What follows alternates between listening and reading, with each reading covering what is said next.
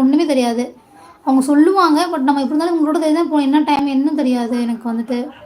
பால் வாங்க போகணும். அவங்கள்ட்ட சொல்லி வைப்பேன் நான் வந்துட்டு கூப்பிடுங்க அப்படின்னு சொல்லுவேன். புலாயா ஏதாவது சில வேர்டு தெரியும். தீதி காடி ஆகை புலாயான்னு ஏதாவது எந்த வேர்டுக்கு என்ன வேர்டு அதை மட்டும் தெரிஞ்சு வச்சுப்பேன்.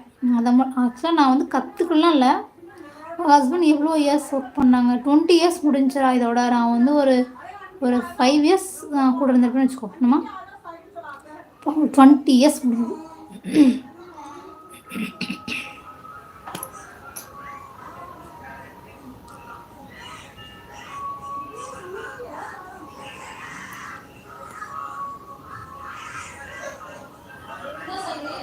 2015 அவங்க வந்துட்டு ஜாயின் பண்ணது.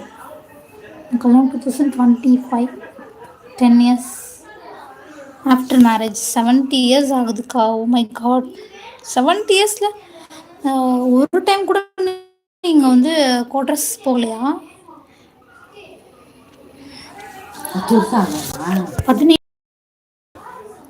17 வருஷம் வந்து உங்கள் ஹஸ்பண்ட் கார்கில்ல தான் இருக்காங்களா? இல்லை அது எப்படின்னு எனக்கு தெரியல. கார்கில்னா பார்டரில் இருக்குன்னு தான் தெரியும். மற்றபடி டீட்டெயில்ஸ்லாம் எனக்கு தெரியல.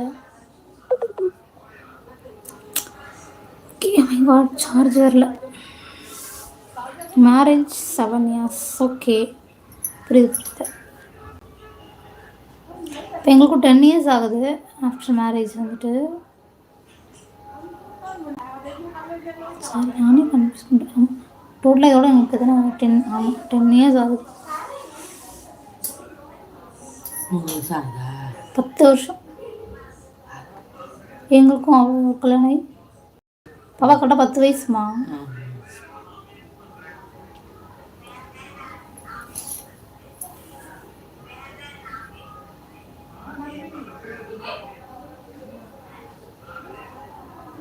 கண்டிப்பாக நீங்கள் போவீங்க, அதனால ஃபீல் பண்ணாதீங்க. 2 இயர்ஸ் கார்கில்னு 1 இயர் இருக்கா. ஓகே, கண்டிப்பாக வந்துட்டு சீக்கிரம் நல்ல பீஸ் ஏரியாவாக கிடச்சுன்னா கண்டிப்பாக போங்க. நல்ல இடம்னு பார்த்தீங்கன்னா பூனே வந்து ரொம்ப பெஸ்ட்டு. எனக்கு ரொம்ப பிடிக்கும். பூனே நல்லாயிருக்கும். கேரளா சைடு கிடைக்குன்னு சொல்லுவாங்க, அதுவும் நல்லாயிருக்கும். பெங்களூர் சைடு கிடைச்சாலும் நல்ல ஏரியா. கோவா வந்துட்டு நல்ல ஏரியா சொல்லியிருக்காங்க.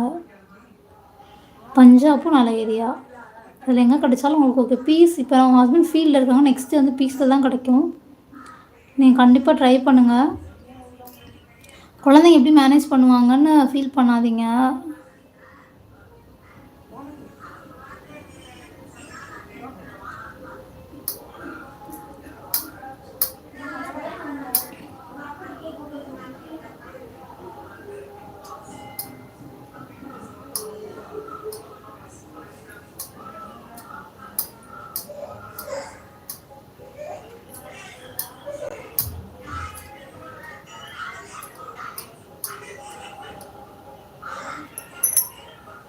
ஓகேக்கா, தேங்க்ஸ் ஃபார் சப்போர்ட்டிங் மீ.